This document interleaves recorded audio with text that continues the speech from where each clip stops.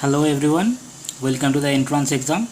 You are with Prasun Gupta and today we will be starting with the second lecture of soil mechanics, that is a phase system, because it is a very important topic in the whole soil mechanics lecture, because from here only your basic concepts for solving the numericals will get started. You need to understand this chapter very minutely in order to grasp all the concepts for solving the numericals.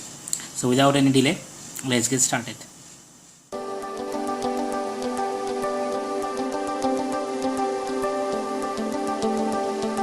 So before starting with anything I would like to say कि ये जो phase system वाला chapter है ना, इसे ये phase system नाम क्यों दिया गया? बिकॉज सॉयल जो है ना, सॉयल सिविल इंजीनियरिंग में obviously it is a very important constituent, ठीक है, कोई भी कंस्ट्रक्शन के लिए।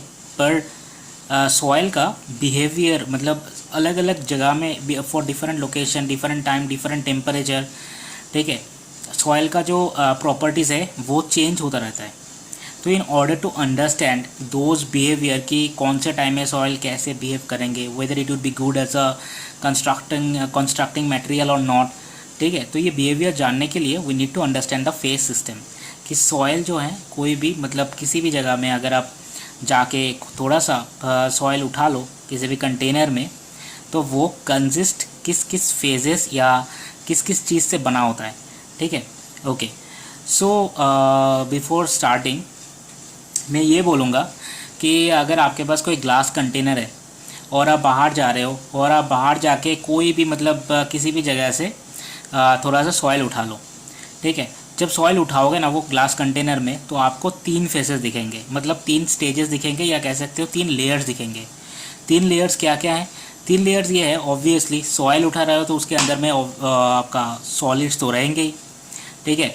तो सॉलिड्स, उसके बाद थोड़ा सा आपको वो अगर हाथ में लेके मतलब किसी भी कंस्ट्रक्शन साइट में जाओगे ना और वहाँ से सॉयल का कोई भी मतलब पार्ट उठाओगे, तो आपको थोड़ा सा मतलब लगेगा कि थोड़ा सा गीला गीला है, ठीक है, चिपकने लगेगा दोनों फिंगर्स के बीच में अगर लेके आप प्रेस करोगे तो, because it contains water, a little bit amount of water. और बाकी वॉइड्स तो है ही। वॉइड्स मतलब क्या? खाली जगह, स्पेस, जो कंस्टिट्यूट होता है किससे? एयर से। मतलब हमको तीनों चीज़ें मिल रहे हैं, सॉलिड्स, वाटर एंड एयर, ठीक है। तो 3 फेज डायग्राम या 3 फेज सिस्टम का जो डायग्राम होगा वो कैसे होगा? वो डायग्राम कुछ ऐसे दिखने को मिलेगा आपको, ठीक है। तो ये पार्ट जो है, ये पार्ट आपका सॉलिड्स है, ठीक है। ये पार्ट जो है, ये पार्ट आपका वाटर पार्ट है, एंड ये पार्ट आपका एयर पार्ट है। मैंने ऐसे मार्क किया हुआ है because I am drawing it in a 2D face, तो आपको मतलब थोड़ा सा समझ लेना। अदरवाइज़ आप जैसे मैंने आपको एग्जांपल दिया है, कोई भी ग्लास कंटेनर में थोड़ा सा सॉइल रखोगे तो उसके अंदर अंदर में वैसे लेयर्स आपको दिखने मिलेंगे। जैसे पहले तो सॉइल सॉलिड्स हो गया, उसके अंदर में थोड़ा सा वाटर होगा, ठीक है, और बाकी तो वॉइड्स है ही। ओके, अभी एक चीज़ आपको समझना है कि यहाँ पे मैंने इस साइड में वॉल्यूम लिखा है, इस साइड में वेट लिखा है, ठीक है। तो वेट ऑफ सॉलिड्स को हम WS से रिप्रेजेंट करेंगे, वेट ऑफ वाटर को हम WW से रिप्रेजेंट करेंगे, एंड वेट ऑफ एयर को हम WA से रिप्रेजेंट करेंगे, ठीक है। नाउ यू माइट थिंक कि वेट ऑफ एयर लिख के मैंने इक्वल्स टू 0 क्यों बिठाया? मैंने इसको 0 इसलिए बिठाया क्योंकि कोई भी प्रैक्टिकल अप्रोच में एयर का कोई वेट कंसीडर हम नहीं करते, ठीक है।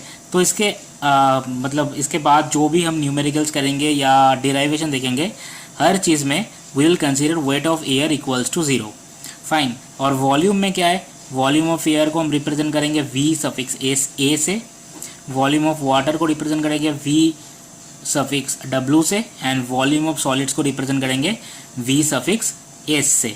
अभी क्या है कि जैसे ये अगर वॉल्यूम ऑफ एयर और वॉल्यूम ऑफ वाटर जितना भी आपको आ रहा है, जितना भी आपको मिल रहा है, अगर कैलकुलेट करने के टाइम उसको अगर जोड़ दोगे ना, तो आपको एक नया कंस्टिट्यूएंट मिलेगा जिसका नाम है वॉल्यूम ऑफ वॉइड्स। क्योंकि वॉइड जो है, जो खाली जगह है, तो या तो वो पहले एयर से कंस्टिट्यूट हो सकता है और वाटर से कंस्टिट्यूट हो सकता है। क्योंकि जब मतलब अगर किसी भी सॉइल में खाली जगह में एयर तो रहेगा ही, अगर उसमें पानी भर दोगे, ठीक है, तो खाली जगह वो पानी से भर जाएगा, और अगर ड्राई करोगे तो वो एयर रहेगा। ठीक है, तो इसीलिए volume of voids is basically is a summation of volume of air plus volume of water, और ये तो वॉल्यूम ऑफ सॉलिड्स है ही वीएस। ठीक है, अभी क्या है, now will go for the total weight. अभी टोटल वेट जो है उसे रिप्रेजेंट करेंगे डब्लू सॉइल से, that is weight of soil. Weight of soil क्या है, weight of soil equals to weight of air plus weight of water plus weight of solids, तीनों का समेशन। लेकिन मैंने अभी क्या बोला आपको, कोई भी प्रैक्टिकल अप्रोच में वेट ऑफ एयर ज़ीरो होगा। ठीक है, अभी अगर वेट ऑफ एयर ज़ीरो है तो वेट ऑफ एयर ज़ीरो होने के बाद आपको मिलेगा weight of soil equals to weight of water plus weight of solids. Fine, इसके बाद आता है आपका टोटल वॉल्यूम। टोटल वॉल्यूम में क्या है, टोटल वॉल्यूम है आपका वॉल्यूम ऑफ सॉइल, ऐसे हम रिप्रेजेंट करेंगे वी सफिक्स सॉइल से, और ये होगा summation of volume of voids plus volume of solids. क्योंकि अभी मैंने आपको बताया यहाँ पे वॉल्यूम ऑफ वॉइड्स क्या है, volume of air plus volume of water, तो एक साथ हम लिख सकते हैं वॉल्यूम ऑफ वॉइड्स, जिसका मतलब है volume of air plus volume of water, ठीक है, plus volume of solids. Fine, तो टोटल वॉल्यूम ऑफ सॉइल निकल गया। अभी जो मैंने आपको बोला है कि कंटेनर में आपने एक सॉइल का थोड़ा पार्ट लेना है, ठीक है, तो वो तो जैसे आपको 3D में मिलेगा, you can easily see it, कि ऐसे आपका कुछ मतलब सॉइल का एक मतलब वो ले लिए आपने, कंटेनर ले लिए, कंटेनर में उसके अंदर में सॉइल डाल दिए थोड़ा, ठीक है, तो वो तो आपको 3D में मिलेगा। अभी इसके बाद अगर वही उसी कंटेनर में थोड़ा सा पानी आपने डाल दिए, ठीक है, थोड़ा सा पानी अगर आपने डाल दिए तो आपको क्या देखने को मिलेगा, आपको जितने सारे भी वॉइड्स थे ना, वो सारे के सारे वॉइड्स फिलअप हो जाएंगे वाटर से। ठीक है, तो एयर का कोई प्रेजेंस होगा ही नहीं वहाँ पे। फाइन, तो इसे कहते हैं टू फेज सिस्टम, क्योंकि अभी जब आप वाटर डाल देंगे उसके बाद सिर्फ दो लेयर बचेंगे, एक तो आपका सॉलिड, दूसरा आपका वाटर, क्योंकि इसके अंदर में जितने सारे भी वॉइड्स होंगे सारे के सारे ये वाटर फिल कर चुके होंगे। ठीक है, तो अभी आएंगे टू फेज सिस्टम में। ये टू फेज सिस्टम जो है, टू फेज सिस्टम दो तरीके के हो सकते हैं। एक है आपका सैचुरेटेड फेज। सैचुरेटेड फेज क्या है, जो अभी मैंने आपको बताया कि आपने वाटर डाल दिया तो सारा जो वॉल्यूम मतलब जो वॉइड्स के स्पेसेस होंगे वो सारा वाटर ऑक्यूपाइड कर लेंगे, तो आपको ये सिर्फ दो लेयर मिलेंगे, एक तो वॉल्यूम ऑफ सॉलिड, क्योंकि सॉलिड्स तो रहेंगे, उसके बाद ये वॉल्यूम ऑफ वाटर। एक और चीज़ रहता है, जब यही अगर आपको कोई ये सॉइल सैंपल दे दिए और इसको आपने हीट कर दिया, ठीक है, यही सॉइल सैंपल को अपने ओवन ड्राई कर दिया या हीट कर दिया, उसके बाद जितने भी सारे वाटर यहाँ पे रहेंगे ना, वाटर सारे के सारे एवापोरेट हो जाएंगे, और जब भी पोर्ट्स से जितने सारे पोर्ट्स होंगे यहाँ पे वॉइड्स होंगे, वॉइड स्पेसेस, वो वॉइड स्पेसेस जो वाटर फिल कर चुके थे वहाँ से अगर वाटर एवापोरेट कर गए तो ऑब्वियसली क्या बचेगा, बचेगा एयर। तो उसके बाद वही जो ओवन ड्राइड मतलब ड्राइड सॉइल सैंपल है, वो ड्राइड सॉइल सैंपल में फिर से दो लेयर बचेंगे, एक आपका सॉलिड्स, दूसरा आपका एयर, जो कि कुछ इस तरह दिखने को मिलेगा आपको। ठीक है, इसे कहते हैं ड्राई फेज, जहाँ पे सॉलिड्स मिलेंगे इस side, wait of solids and volume of solids, और ये बचेगा एयर, क्योंकि सारा का सारा वाटर तो सारा एवापोरेट हो गया, तो ऑब्वियसली वेट ऑफ एयर इस चीज़ में हम ज़ीरो कंसीडर करेंगे, and this is the volume of air. Fine, चलिए इसके बाद देखते हैं कैसे टोटल वेट कंसीडर करेंगे और टोटल वॉल्यूम कंसीडर करेंगे इन case of saturated phase and dry phase. So here is a saturated phase. जैसे मैंने आपको बताया था, सैचुरेटेड फेज में क्या होता है, दो लेयर, जहाँ पे सारे के सारे वॉइड्स वाटर फिल कर चुके हैं। ठीक है, तो टोटल वेट इस केस में हम ऐसे लिखेंगे, W सफिक्स सैट, मतलब सैचुरेटेड वेट। सैचुरेटेड वेट कैसे लिखेंगे, wait of water plus weight of solids, और वेट ऑफ एयर तो बचेगा ही नहीं कोई, क्योंकि सारा का सारा तो वाटर ने फिल कर चुका है, तो ऑब्वियसली ये क्या होगा, टोटल सैचुरेटेड वेट होगा, weight of water plus weight of solids. वैसे total volume in case of the saturated soil mass हम ये ऐसे लिखेंगे, वॉल्यूम मतलब V सफिक्स सैट, तो total volume of the saturated sample होगा volume of void plus volume of solids. लेकिन इस केस में वॉल्यूम ऑफ वॉइड्स जो है ना, वॉल्यूम ऑफ वॉइड्स को हम कह सकते हैं वॉल्यूम ऑफ वाटर। ठीक है, क्योंकि वॉल्यूम ऑफ एयर तो ऑब्वियसली जीरो, कोई तो एयर प्रेजेंस है ही नहीं, तो volume of void will be equals to volume of water. So total volume of the saturated soil mass will be equals to volume of water plus volume of solids. ठीक, अभी आता है आपका dry phase. ये dry phase में जैसे क्या करते, जो ये जो सॉइल सैंपल थे, अगर ये सॉइल सैंपल को आप हीट कर देते हो तो हीट करने के बाद सारा का सारा वाटर ऑब्वियसली एवेपोरेट हो जाएगा, एंड जो पोर्ट्स पहले जैसे एयर ऑक्यूपाई कर रहे थे तो वापस उस पोर में एयर ही ऑक्यूपाई करेंगे. ठीक है, क्योंकि सारा वाटर तो चला गया, गायब हो गया वो तो. ठीक है, तो अभी इस केस में टोटल वेट क्या होगा ड्राई फेज में? टोटल वेट हम ऐसे रिप्रेजेंट करेंगे, W सफिक्स D से, D मतलब ड्राई. ठीक है, तो ड्राई सॉइल सैंपल का टोटल वेट वो है वेट ऑफ वाटर जो कि 0 plus weight of solids and weight of air जो कि हर एक प्रैक्टिकल अप्रोच में हम 0 कंसिडर करते हैं. तो ये जो total weight of the dry solid होगा, ड्राई सॉलिड मास कह सकते हो, या total weight of the dry phase of soil mass कह सकते हो, कुछ भी, that will be equals to the weight of the solids only. WS से बराबर होगा बस, क्योंकि ना वेट ऑफ वाटर रहेगा ना वेट ऑफ एयर रहेगा. तो आपका total weight of the dry soil mass will be total weight of soil solids. ठीक है, उसके बाद आता है आपका टोटल वॉल्यूम. इसे रिप्रेजेंट करेंगे V ड्राई से. ठीक है, मतलब वॉल्यूम और total volume of the dry soil mass will be equals to volume of air plus volume of water जो कि 0 होगा plus volume of soil solids. So अभी टोटल क्या आएगा V ड्राई, या यू कह सकते हो total volume of the dry soil mass equals to volume of air plus volume of soil solids. ठीक है, ओके. सो अभी सबसे इम्पॉर्टेंट पॉइंट्स है जिसे हम बोल सकते हैं कि प्रॉपर्टीज ऑफ सॉइल्स. गलती से यहाँ पे मैंने सॉलिड्स लिख दिया था, पर it will be properties of soils. Okay, so the first property of the soil will be water content. Water content क्या है? वाटर कंटेंट रिप्रेजेंट किया जाता है स्मॉल w से, and that will be equals to the ratio of weight of the water to the weight of the soil solids. ठीक है, तो जैसे मैंने यहाँ पे लिखा है water content in a soil. Water content मतलब कितना परसेंटेज ऑफ वाटर प्रेजेंस है सॉइल मास के अंदर. ठीक है, that is define as the ratio of the weight of water to the weight of solids. And अगर परसेंटेज में आपको रिप्रेजेंट करना है तो ऑब्वियसली ये रेशियो को आपको मल्टीप्लाई करना होगा इनटू 100 से. ठीक है, that is weight of water to the weight of solids into 100 will give you the water content in percentage. ठीक है, इसके बाद क्या है ना, जैसे वाटर कंटेंट हमने देख लिया, एक और पैरामीटर है जो सिमिलर है वाटर कंटेंट से, उसे कहते हैं modified water content, and that is represented by this W dash. वो स्मॉल w से और ये W डैश से.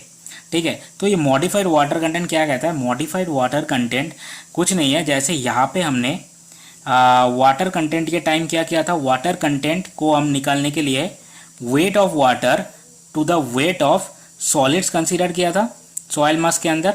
मॉडिफाइड वाटर कंटेंट में हम कैसे निकालेंगे इसको? That will be equals to the ratio of weight of water to the weight of solids, नहीं लेकिन total weight of the soil mass. ठीक है, जैसे यहाँ पे मैंने लिखा है कि यहाँ पे मॉडिफाइड वाटर कंटेंट निकालने के लिए modified water content is the ratio of weight of water to the total weight of the soil mass. वहाँ पे सॉइल सॉलिड्स था, सिर्फ जितने सॉलिड्स प्रेजेंट होंगे सॉइल के अंदर उनके वेट, लेकिन यहाँ पे टोटल सॉइल के वेट लेना पड़ेगा. ठीक है, जैसे यहाँ पे मैंने लिखा है similarly there is another parameter where the percentage of the water in a soil mass is determined with respect to the total weight of the soil mass. ठीक है, पर यहाँ पे एक चीज़ देखने को मिला है, जब अगर कंपेयर करते हैं ना हम water content and modified water content को, that is W and W dash को, देन वी सी कि W ज़्यादा सिग्निफिकेंट है W डैश से. क्यों? बिकॉज वाटर कंटेंट को निकाला जाता है with respect to the weight of the soil solids, जो कि एक कॉन्स्टेंट पैरामीटर है. चाहे आप किसी भी लोकेशन पे चले जाओ, अगर आप मान लो फॉर एन एग्जांपल आप दिल्ली में हो, दिल्ली से एक 1 मीटर क्यूब का ऑब्वियसली 1 मीटर क्यूब का सॉइल मास निकालते हो, तो वो जो 1 मीटर क्यूब के सॉइल मास के अंदर जितने भी सारे सॉइल सॉलिड्स होंगे ना, उनके वेट को निकालो. ठीक है, और उसके बाद किसी और जगह पे चले जाओ, फॉर एन एग्जांपल आप भोपाल पे चले गए. ठीक है। तो भोपाल पे जाके भी आप 1 मीटर क्यूब का सॉयल मास निकालो, ठीक है। वो 1 मीटर क्यूब का सॉयल मास के अंदर जितने भी सारे सॉयल सॉलिड्स होंगे उनके वेट निकालो, आपको देखने को मिलेगा लगभग अप्रॉक्सीमेटली यू कैन से एटलीस्ट 99% both the weight of the soil solids in both the location will be same, ठीक है। लेकिन फॉर एन एग्जाम्पल, जब आप weight of the total soil mass लेते हो तो उसके अंदर वेट ऑफ वाटर रहते हैं, वेट ऑफ सॉयल सॉलिड्स रहते हैं, ठीक है। तो ऑब्वियसली ये जो चीज़ है ना, जैसे वेट ऑफ वाटर ये अगर चेंज हो गए तो obviously weight of soil, the total soil mass, उनके जो वेट होंगे वो चेंज होगा, ठीक है। तो that is the reason weight of soil solids is a constant parameter. लेकिन जो ये वेट ऑफ सॉयल है ना, weight of the total soil mass जो हम लेते हैं मॉडिफाइड वाटर कंटेंट को निकालने के लिए, ये जो चीज़ है, ये वेट ऑफ ये weight of the total soil mass, this is liable to change, this is liable to change with respect to location, time, temperature, ये चेंज होगा। और अगर ये चेंज होता है तो obviously the modified water content will not be the same everywhere, and that is the reason हर एक प्रैक्टिकल अप्रोच में हम मॉडिफाइड वाटर कंटेंट से हम प्रेफर करते हैं कि W मतलब वाटर कंटेंट लिया जाए। That is the reason why the water content is more significant in compare to the modified water content, ठीक है। अब अगर एक छोटा सा पॉइंट देख लेते हैं कि हर एक न्यूमेरिकल अप्रोच के लिए, जैसे हमको पता है water content is weight of water to the weight of soil solids. अगर दोनों तरफ 1 ऐड कर देते हैं, 1 का एडिशन कर देते हैं, तो हमें क्या मिलेगा, हमें मिलेगा 1 plus water content will be equals to weight of soil solids plus weight of water upon weight of soil solids। तो weight of soil solids plus weight of water अगर मिल जाते हैं then obviously you will be getting what, weight of the total soil mass, total soil mass, because weight of air तो लेते नहीं हम। तो 1 plus water content equals to weight of total soil mass to the weight of soil solids, or we can say weight of soil mass, weight of the total soil mass is equal to weight of soil solids into 1 plus water content, ठीक है, into 1 plus water content। जैसे हम अब दे सकते हैं कि कोई भी न्यूमेरिकल में आपको वाटर कंटेंट दिया हुआ हो, ठीक है, और आपको wait of the total soil mass दिया हुआ हो, लेकिन आपको निकालना है वेट ऑफ सॉइल सॉलिड्स जो कि कंस्टेंट रहता है WS। अब अगर WS को निकालने के लिए आपको बोले तो you can easily use this formula, अगर water content and the total weight of the soil mass अगर दिया रहे तो, ठीक है। अभी देख लेते हैं the relation between the water content and the modified water content. तो मॉडिफाइड वाटर कंटेंट का तो फॉर्मूला पता था कि obviously it is the weight of the water to the weight of the total soil mass, ठीक है। And weight of total soil mass का हमको पता है कि weight of total soil mass equals to weight of soil solids plus into 1 plus water content, ठीक है। तो ऑब्वियसली अगर ये weight of soil mass, total soil mass को यहाँ पे बिठा दें, then will have the modified water content will be equals to weight of water upon weight of soil solids into 1 plus water content, ठीक है। इसको अगर थोड़ा सा ऐसे रीअरेंज करते हैं हम तो हमको क्या मिलेगा, water content upon 1 plus water content. Water content कहाँ से आता है, ये जो weight of water upon weight of soil solids है, ये तो obviously this is equals to the water content. अभी मैंने हम लोग ने देखा है, तो ये जो वाटर कंटेंट हमको मिल चुका था कि weight of water upon weight of soil solids, तो हम ऐसे लिख देंगे water content upon 1 plus water content. तो क्या मिलता है, modified water content will be equals to water content upon 1 plus water content, ठीक है। अच्छा चलो अभी देख लेते हैं वैल्यूज़ क्या क्या आते हैं। जैसे फॉर एन एग्जांपल अगर सॉइल ड्राई हो तो वाटर कंटेंट 0 हो जाएगा, क्योंकि जो वेट ऑफ वाटर है, वेट ऑफ वाटर तो 0 होता है ड्राई सॉइल में, वाटर प्रेजेंट ही नहीं होता। तो अगर वाटर प्रेजेंट नहीं होता है तो वाटर कंटेंट 0 हो जाएगा। लेकिन अगर सैचुरेटेड सॉइल होते हैं ना, तो वाटर कंटेंट का कोई भी अपर लिमिट नहीं होता है, बिकॉज वाटर तो एग्जिस्ट करेगा, तो वाटर कंटेंट का कोई भी अपर लिमिट नहीं होता है। हेंस वी कैन से कि वाटर कंटेंट का वैल्यू क्या है, 0 एंड 0 से ऊपर। That is the reason why I have written कि the value of water content will be W greater than equals to 0। इसका मतलब है water content equals to 0 and zeros के ऊपर, ठीक है। ओके, इसके अगले पैरामीटर देख लेते हैं। अगला पैरामीटर का नाम है वॉइड रेशियो।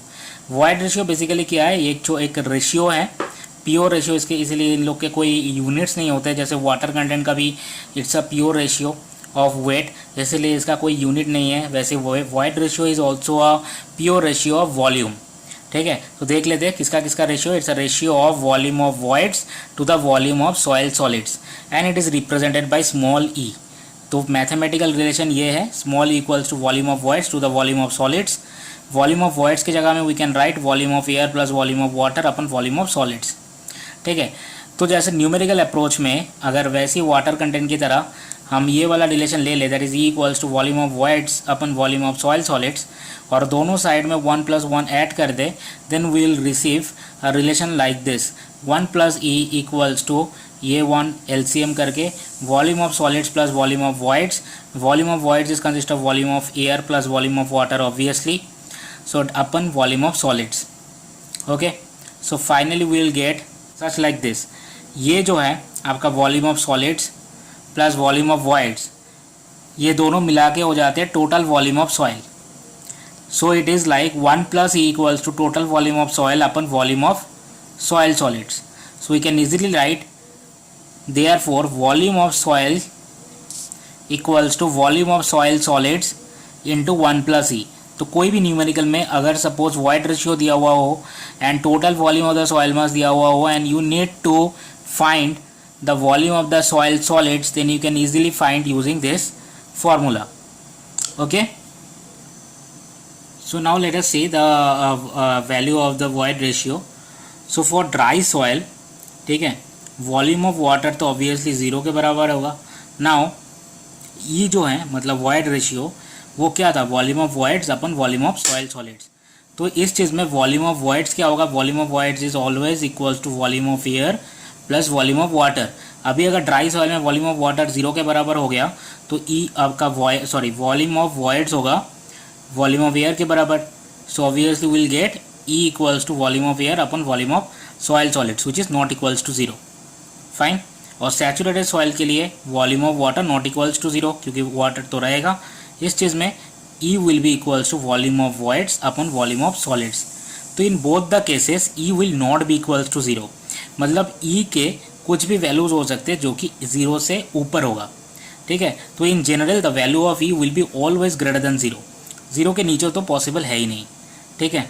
यहाँ पे एक छोटा सा स्टेटमेंट मैंने लिखा है कि void ratio is always greater for fine grain soil in compared to coarse grain soil. क्यों? Because for fine grain soil like silt and clay, number of voids is much more than the coarse grain soil. ठीक है, coarse grain soil में sizes of the voids are more, लेकिन fine grain soil में number of voids are more, and that is the reason why the void ratio is more in fine grain soil than coarse grain soil, ठीक है। अगला parameter देख लेते हैं। अगला parameter का नाम है पोरोसिटी। पोरोसिटी क्या है, ये भी एक प्योर रेशियो है। इसे डिफाइन किया जाता है as the ratio of the volume of voids, same वैसे ही to the volume of soil sample. Porosity था आपका, जो आपका इससे पहले वाला पैरामीटर जो था void ratio, that is the ratio of volume of voids upon the volume of soil solids. लेकिन पोरोसिटी वॉल्यूम ऑफ वॉइड्स को अगर डिवाइड करते हैं हम with the total volume of the soil sample, then we'll get this parameter. It is abbreviated or represented by eta or n in some books, ठीक है। तो इसका जो मैथमेटिकल एक्सप्रेशन है ये कुछ ऐसा है कि volume of voids upon volume of total soil mass into 100, always represented in percentage, never extend more than 100%, ठीक है। नेवर एक्सटेंड मोर देन 100%, 100% के ऊपर कभी porosity you will not get, not even you will get 100% porosity, ठीक है। तो for dry soil के लिए obviously again volume of water will be equals to 0, तो volume of void will be equals to the volume of air only, ठीक है। और इसके बाद आता है आपका volume of the soil. Volume of soil क्या होगा, total volume of the soil mass, volume of soil solids plus volume of air. तो ईटा को अगर रिप्रेजेंट करते, पोरोसिटी को अगर लिखते हैं यहाँ पे जैसे वॉल्यूम ऑफ एयर, ठीक है, क्योंकि वॉल्यूम ऑफ वॉइड्स तो वॉल्यूम ऑफ एयर के बराबर है। divided by volume of soil solids plus volume of air. This is equals to the total volume of the soil sample. अगर कोई भी वैल्यू आप लिख लो, वॉल्यूम ऑफ एयर को 1 पकड़ लो, वॉल्यूम ऑफ सॉलिड्स को 2 पकड़ लो, then what you will get 1 divided by 3, something in decimal, but that will be greater than this 0. 0 से ऊपर होगा, ठीक है, तो ठीक है. For dry soil we get porosity more than 0, कुछ भी आएगा लेकिन 0 से ऊपर ही होगा, ठीक है. ओके, अभी अगर सैचुरेटेड सॉइल सैंपल कंसीडर करते हैं तो ऑब्वियसली विल गेट वाटर. तो वॉल्यूम ऑफ वॉइड्स क्या होगा? वॉल्यूम ऑफ वॉइड्स होगा volume of water plus volume of air, ठीक है. लेकिन I think I am sorry, in this case इसका जो वॉल्यूम ऑफ एयर होगा, वॉल्यूम ऑफ एयर नहीं होगा, because in saturated soil sample all ports get covered with water, ठीक है. तो obviously this will be equals to volume of voids in this case will be equals to volume of water, fine. और volume of soil sample will be equals to volume of water. I am sorry, I have written volume of air, but it will be equals to volume of water plus volume of soil solids. Mathematical expression में लिखते हैं, this will be equals to volume of water divided by again volume of water plus volume of soil solids, ठीक है. यहाँ पे भी कुछ भी वैल्यू पकड़ लो, लेकिन जो भी वैल्यू पकड़ोगे ना that will not be more than 1. Indirectly we can say that अगर वॉल्यूम ऑफ वाटर को आप फिर से 1 पकड़ लो तो and volume of soil solids को 2, then again you will get 1/3. कुछ भी हो, obviously it will be more than 0, less than 0 होगा नहीं, something it will be in decimal, but it will also be not more than 1. ये 1 से कम ही होगा हमेशा, कोई भी वैल्यू हो जाए, बिकॉज हमेशा denominator will be more then the numerator, ठीक है. तो पोरोसिटी का वैल्यू जो होगा वो 0 से बड़ा होगा लेकिन 1 से कम होगा, fine. So now we get the value of the porosity as well. अगला पैरामीटर देखते हैं. Okay, now there is another question that I have written, that as the void ratio and the porosity both are measured with respect to the volume of void, correct? क्योंकि जो void ratio है we say that it is a ratio of the volume of voids to the volume of soil solids. In case of the porosity we say volume of voids to the volume of the soil sample. But then also we use the void ratio for all practical purposes. Why? Because again the same concept as we discussed in case of the water content and the modified water content, that is in case of porosity and void ratio, the denominator is, in case of the void ratio it is the volume of soil solids, which is more stable parameter. It is a constant parameter for most of the cases and every places. But in case of the porosity we use the volume of the total soil mass, which is liable to change with respect to the location, time, temperature and other factors. That is the reason why we use the void ratio for all practical purposes in order to get a stable value. Okay, अगला parameter जो है वो है degree of saturation. Now degree of saturation क्या है? Degree of saturation it is the ratio of the volume of water to the volume of voids and it is represented by S, ठीक है. S क्या है? S is the percentage that is volume of water to the volume of voids into 100, ठीक है. अगर S को percentage के term में हमको लिखना है तो obviously will write it is a ratio of volume of water to the volume of voids. For dry soil again volume of water जो होगा वो 0 होगा, and that is the reason we get the value of degree of saturation as 0%. Saturated soil के लिए volume of water exist करेंगे, and that is the reason why we can say कि the degree of saturation जो है for saturated soil it will B 100%, ठीक है. 100% क्यों? Because volume of water तो एग्जिस्ट करेगा ही, एंड सैचुरेटेड सॉइल के लिए वॉल्यूम ऑफ जो वॉइड्स है वो भी इक्वल हो जाएगा वॉल्यूम ऑफ वाटर के साथ, बिकॉज एयर तो रहेगा नहीं. तो obviously volume of water upon volume of water if we it get cancelled and we will get the value of the degree of saturation in case of the saturated soil as 100%. So we can easily write the value of degree of saturation as 0 greater than equals to S less than equals to 100. 0 से लेकर के 100 तक जितने भी values हैं it's a range of the degree of saturation, ठीक है. इसके बाद वाला पैरामीटर एक देख लेते हैं. इसका बाद वाला पैरामीटर है air content. Air content is the ratio of the volume of air to the volume of voids.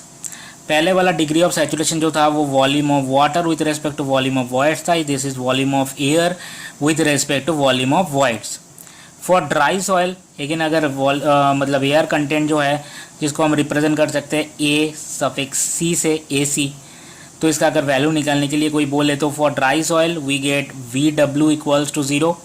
तो नीचे वाला जो वॉल्यूम ऑफ वॉइड्स होगा that will be equals to volume of air, ठीक है, तो will get A C equals to 1। Saturated soil के लिए वॉल्यूम ऑफ वाटर आ जाएगा and volume of air will become 0।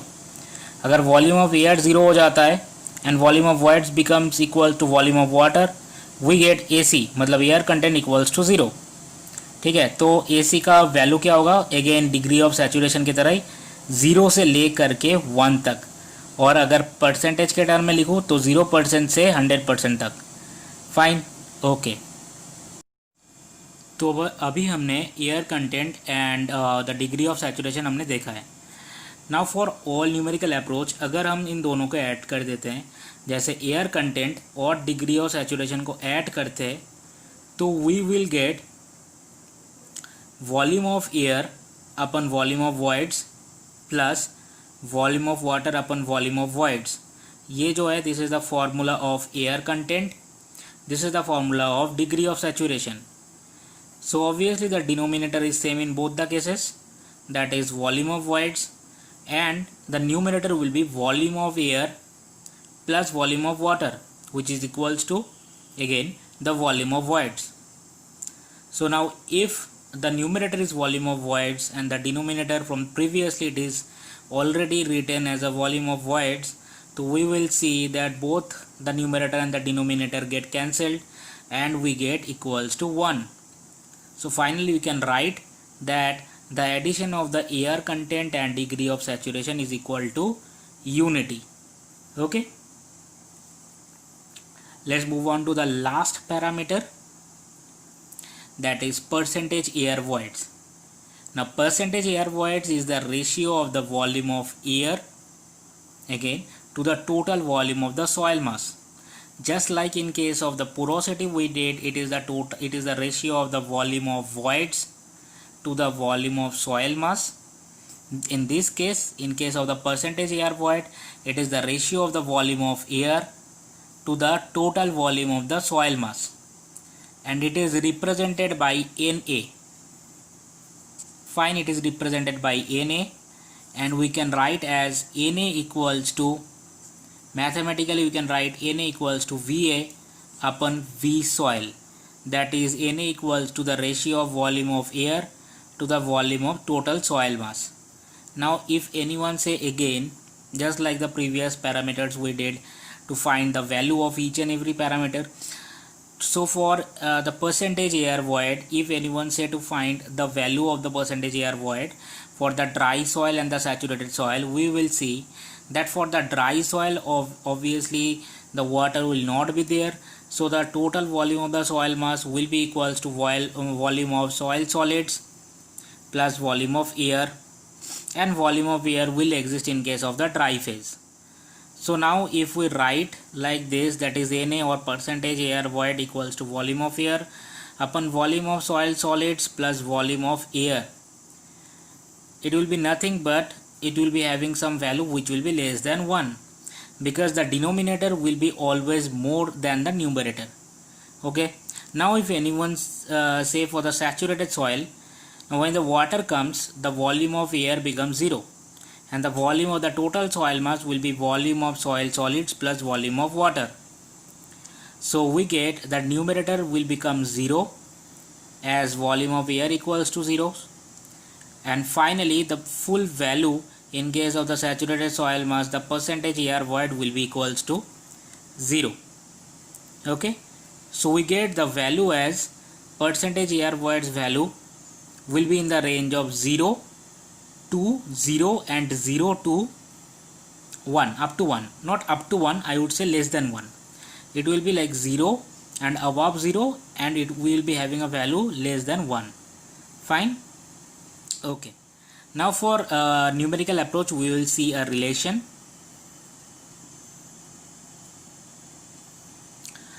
So for this relation we know that the percentage air void is volume of air upon volume of total soil mass, and we know the porosity is volume of voids upon volume of total soil mass. So if we use this relationship, that is volume of air upon volume of total soil mass, which is equals to the percentage air void, and we can if we do some rearrangement, and if we write this relation, that is volume of air upon volume of total soil mass, as volume of air upon volume of voids into volume of voids upon volume of total soil mass. Okay, so that if we cancel this volume of voids, we get this relationship back. So we can easily write as the percentage of air voids, or the percentage air void. Okay, so it will be equals to, because of this relationship, that is volume of air upon volume of voids, we get air content, that is AC, into volume of voids upon volume of soil. Due to this relation, we get as porosity. So we can easily write percentage air void equals to air content into porosity. Okay.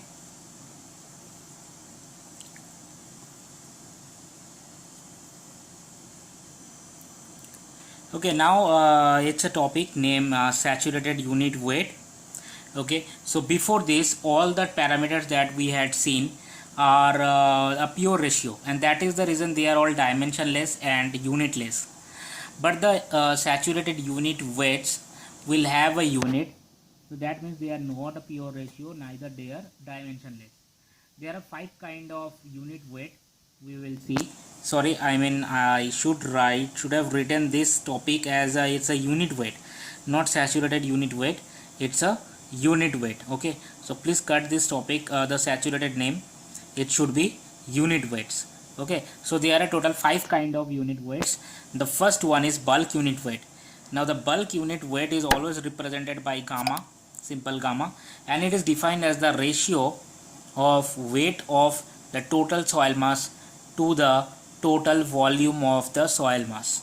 Okay, that is gamma equals to weight of the total soil mass to the total volume of soil mass. And weight of the soil mass we can write as weight of water plus weight of soil solids upon volume of soil mass, we can write as volume of air plus volume of water plus volume of soil solids. And the unit that I just now said will be kilonewton per meter cube. Now this kilonewton per meter cube will be same across all the unit weights, whether it would be bulk unit weight, whether it would be dry unit weight, whether it would be saturated unit weight, whether it would be unit weight of solids, and whether it would be submerged unit weight. So all these unit weights will be seeing one after the other. So the first one is the bulk unit weight. Okay, I hope you have understood this thing. ठीक है, अभी अगले में चलते हैं. अगले वाला जो यूनिट वेट है that is the dry unit wait. Dry मतलब आप समझते हो कि जब 2 फेज सिस्टम में हम चले आते हैं. This is in case of the 3 phase system, मतलब पार्शियल वाला जहाँ पे तीनों फेसेस एग्जिस्ट करते हैं. लेकिन जब ड्राई या सैचुरेटेड में हम आ जाते हैं that is the 2 phase system. ठीक है, तो the dry unit weight says it is defined as the ratio of weight of the dry soil mass, मतलब जो सूखा, जिसमें अगर कोई पानी ना हो, तो जो सॉयल मास हमको मिलते हैं, जो सॉयल मिलते हैं जहाँ पे कोई पानी ना हो, जो सूखा सूखा जो सॉयल मिलते हैं, that is the thing to the total volume of the dry soil mass. वही ड्राई सॉयल मास का जितना वॉल्यूम हम कैलकुलेट कर पाते हैं वो हमको लेना है. And it is represented by gamma suffix D. जो बाल्क यूनिट वेट था उसको रिप्रेजेंट करते थे गामा से, जो ड्राई यूनिट वेट है उसको हम रिप्रेजेंट करते हैं गामा डी से. ठीक है, डी मतलब dry. So we will write gamma dry will be equals to weight of soil solids plus weight of water. यहाँ पे dry है तो obviously weight of water will be equals to 0. ठीक है, so again we'll get that the weight, in case the weight of the soil mass or the weight of the dry soil mass will be equals to weight of the soil solids directly upon volume of air plus volume of soil solids, because volume of water will be equals to 0. ठीक है, तो the gamma D will be written as WS, that is weight of the soil solids upon the total volume of the dry mass which is equals to volume of air plus volume of soil solids. Last वाला parameter में चलते हैं इस page के in according to the unit weight. So it is saturated unit weight. Saturated unit weight भी वही same है, two phase system, जहाँ पे ड्राई मतलब एयर एग्जिस्ट नहीं करेगा बल्कि हर एक पोर्ट्स वाटर ऑक्यूपाई कर चुका होगा, ठीक है। तो तब डिफाइन करेंगे as the ratio of weight of the saturated mass of soil. अभी बिकॉज द सॉइल मास जो अभी तक ड्राई था वो तो अभी सैचुरेट हो चुका है बिकॉज पानी आ गया है उसमें, तो saturated mass of the soil to the volume of that saturated soil mass. जो सैचुरेटेड सॉइल मास हमने बनाया पानी ऐड करके, वही सॉइल मास का, सैचुरेटेड सॉइल मास का वॉल्यूम कैलकुलेट करेंगे एंड न्यूमरेटर में रहेगा वही सैचुरेटेड सॉइल मास का वेट। और इसको रिप्रेजेंट करते हैं हम गामा सैट से, gamma suffix sat. Bulk unit weight सिर्फ गामा से रिप्रेजेंट करते थे, ठीक है। ड्राई यूनिट वेट रिप्रेजेंट करते हैं गामा डी से and saturated unit wait represent करते हैं गामा सैट से। तो इसका मैथमेटिकल एक्सप्रेशन कैसा होगा, gamma sat will be equals to weight of soil solids, gamma sat will be equals to weight of soil solids plus weight of water as I have written in the numerator upon volume of air जो रहेगा नहीं because air तो है ही नहीं, plus volume of water plus volume of soil solids. So it will be weight of the saturated soil mass which is equals to weight of water plus weight of soil solids upon the volume of that saturated soil mass which is equal to the volume of soil solids plus volume of water, ठीक है।